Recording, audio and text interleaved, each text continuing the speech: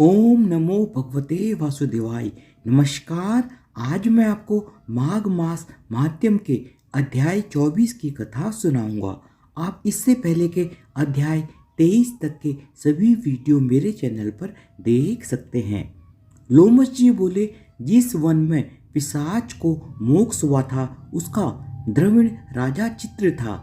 वह परमवीर, पराक्रमी, शास्त्रों का ज्ञाता और ऐश्वर्यवान था।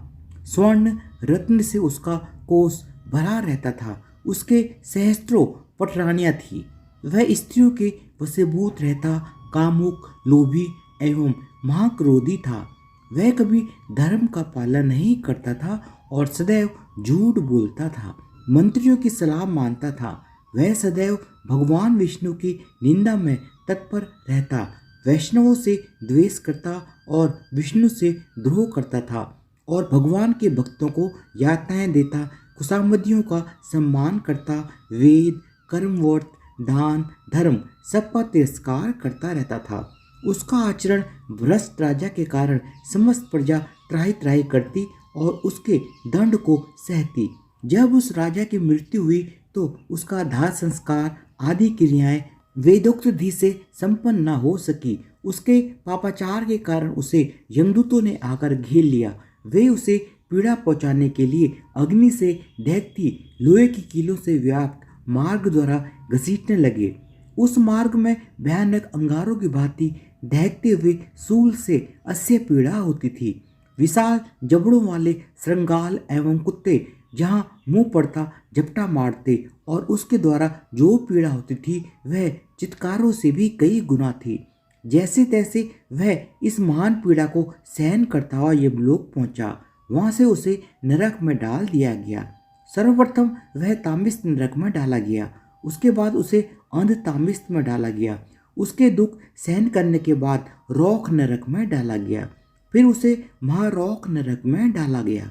महारौख नरक के बाद उस राजा को कालसूत्र आदि नरकों में यातनाएं दी गई। इस तरह पीड़ा के कारण वह राजा मूर्छित हो गया। जब वह पुनः चैतन्य हुआ तो उसे महावीरी में डाल दिया गया। उसके बाद उसे तापन में डाला गया। तत्पश्चात सन प्रतापन में डाला गया। सन प्रतापन में वह दुखाग्नि में जलता हुआ अत्यंत व्याकुल हो गया। क्रम से उसे संताप में डाला गया। फिर काम्बुल में यातनाएं दी गई। बाद में कुडमल में डाला गया। फिर उसे पूर्ति भूतिक नरक में डाला गया। लौह सकु मृगो यंत्र के दुर्गम मार्ग से घसीटकर उसे सालमली मार्ग से भयानक नदी में फेंका गया। उसके बाद महाभयानक दुधर्ष मार्ग में फिर छोड़ा गया।